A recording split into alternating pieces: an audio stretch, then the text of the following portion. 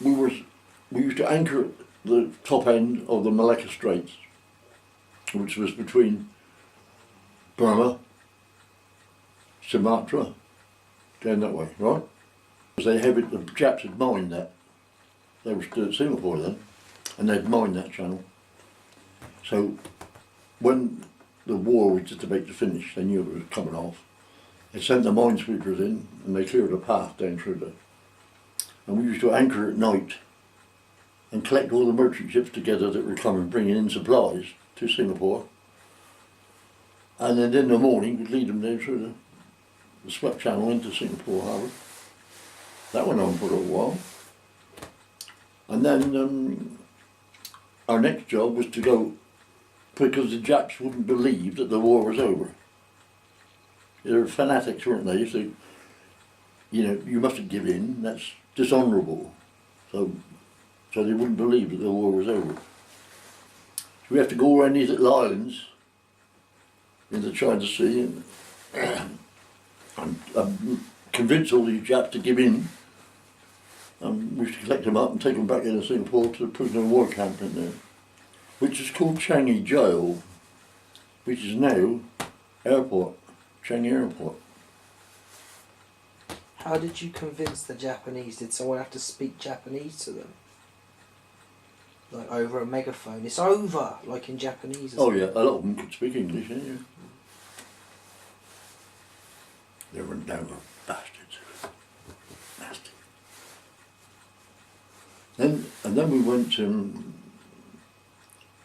Vietnam, what wasn't called Vietnam then, it was French Indochina, up the Saigon River. And I told you, didn't I, about this, that we anchored and had to fly the flags at night because they were firing across the river. And we were getting hit. The ships was getting hit with them. They were fighting a civil war. They were fighting each other. That's when it all started, when the Vietnam War started. North and South, wasn't it? The North was like communists, and the South didn't want to be communists, they wanted to be us. Capitalists. Yeah, and that's where the conflict came.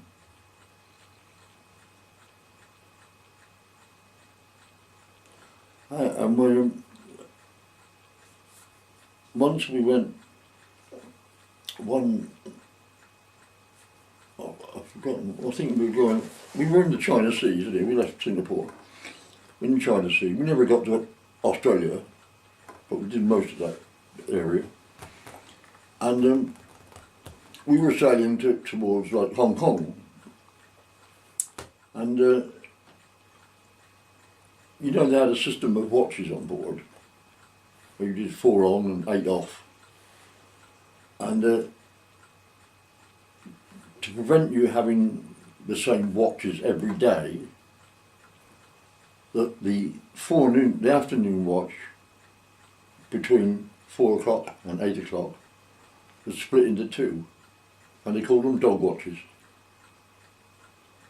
And then, so at 3:30 in the afternoon, they used to pipe over the system, first dog watchman to tea. And then just before 4 o'clock, first dog watchman closed up. And they did that this day, and one of the blokes didn't turn up. And they piped again for him, and he didn't turn up. So the captain ordered us to search the ship. So we all searched the ship, we never found him. So you had no option, you turn around and go back, in case he'd fall overboard. And we were sailing back towards Singapore, and suddenly over the horizon came another ship, which eventually we found it was the corvette called the Buttercup. And she signalled us and she said, "Have you lost one of your crew?" So the old man said, well, I signalled back, and the old man said yes. And they said, well, we've got him on board. We found him clinging to a buoy in the fairway. And when we got him back on board, they put him in the hospital and kept watch on him. And apparently we found that he had a Dear John letter from his wife. In other words, saying that she had found somebody else and she was dumping him. And he jumped over the back, over the stern. Nobody saw him go. tried to drain himself, and I think once he got in the Ogden, in the water, he changed his mind, and he swam to the buoy and was clinging on to this buoy when, luckily, the bar club came along. So good job they had a good watchkeeper on there. Took him back to Singapore, and we never saw him again, I suppose. He got discharged to the hospital or whatever.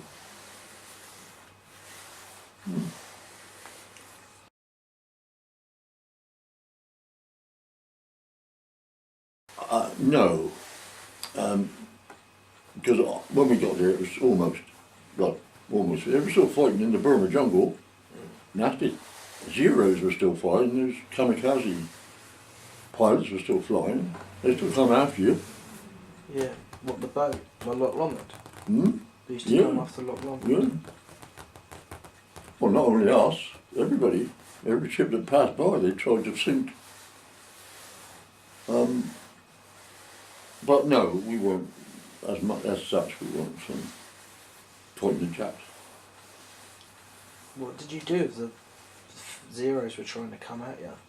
Hmm? What did you do when the Zeros were trying Well, to... just fired at them and things, all you could do. And we got a 4-inch gun on the forecastle, and 2 Oerlikons, 8-barrel Oerlikons on the bridge wings, and machine guns all down the aft, so what we could do was just fire at them all the time. No. Didn't have any sophisticated rockets or anything like that in those days, We were lucky, we never got any trouble, really. Did you shoot down any of the planes? No. Lost to Ginger Watson was a seaman. He was also a gunner, an Oerlikon gunner, on the bridge wing. Because the bridge, was like, with all the instruments and all that on it. And then they had 2 wings going out like that. And that was where the signals, the big signal lamps were out there. And that's where the Oerlikon guns were as well. And Ginger Watson was in one of these Oerlikons, and he was strapped in, because they were on a swivel. Yeah, they could go that, like that. And they also had to go like this, to fire at the aircraft. So you had straps over your shoulders, and you were like being in a car, so a separate seatbelt. And then you could, wherever you could see. And he got killed while he was in the straps. He got shot by an aircraft. He was the only bloke we ever lost in the war, as far as I know. From enemy action, I mean.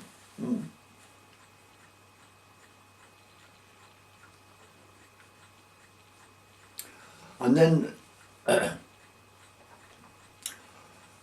after the Japanese War was over, and everything had calmed down over there, they started to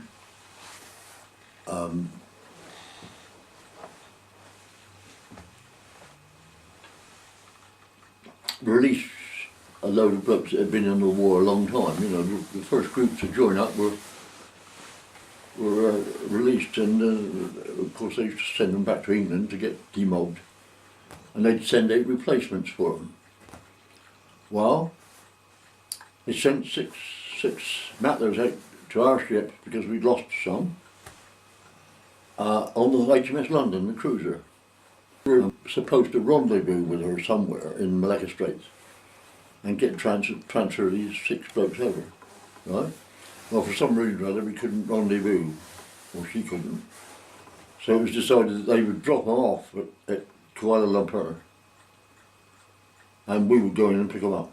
And when we got there, they were all dead. Because when the Japanese left the place, they left a lot of booby traps about. And a lot of those booby traps were poison hooch. Sake, that stuff. And they poisoned it. And of course the lads went out, got all the booze. When we got there, they were all dead. Can you believe that? 6. The war was over already, There was still poisoning people. Boy, they were still getting casualties from it,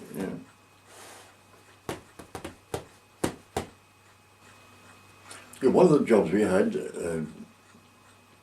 was to anchor in a lagoon in Malaya, because during the war the Japs had used this as a signal station, and they had a signal station, but before they left it they destroyed it. So we had no radio link between Singapore and anywhere else. So we had to go in there for 2 weeks and become the radio link between there and Singapore.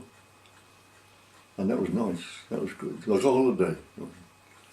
I still had to do watches, used to have to do watches, but in your free time, it was lovely. You could swim in the lagoon. We went ashore and played the Marines at football and cricket and all that. Picked bananas off a tree. Good week that was, good fortnight. And we came back from the Med in May 46.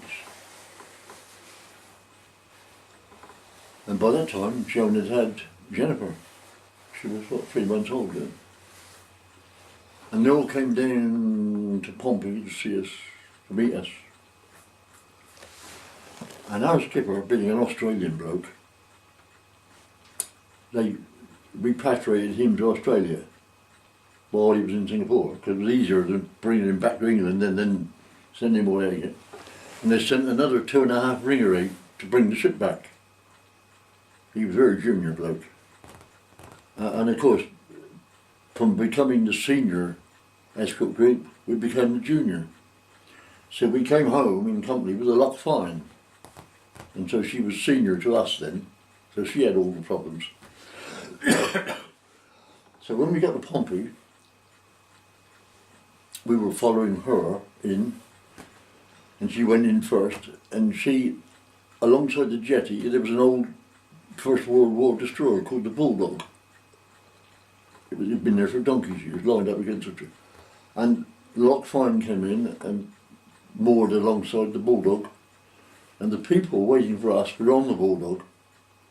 And of course they come onto the Loch Fyne to watch us come in. And that bloody skipper, on the way in, he took it too sharp, and as he turned, he hit the ship, took all the guardrails down. And of course the people waiting for us had to step back a bit smart. You know, didn't dare anybody, but he took all the guardrails off the Fyne. So once we tied up and everything was, engines was sort of stopped and that, I was on the bridge with the skipper. I asked permission to leave, and he gave me permission to leave the bridge, and I was down there and over the guardrails. Yeah, and there was Joan's mother, and Norman, her brother, he was in the, and Joan with the carry cot with the baby in it. And we lost the baby, because all the ship knew that she was born. I had a signal to say that she was born. And they all knew, and my signal opposite number, he made her a dolly with a wooden frame and a sailor's suit on it. She had that for years, that dolly. Don't know what happened to her in the end. And they were all eager to see this baby, so as soon as we went on board, we lost her. They were all taken away and nursing her a bit and passing her on, you know. We had to go look for her. But she collected a load of money. They all gave her half a crown or whatever, you know. And Came back loaded with money. yeah, and the Jimmy, the second in command, he let Joan use his cabin to change the baby's nappy and that, you know. It was good, very good. And from there, when the ship was decommissioned, we were all sent to Mercury again at Petersfield, and that's where we got demobbed from in July 46. That was the end of my naval career.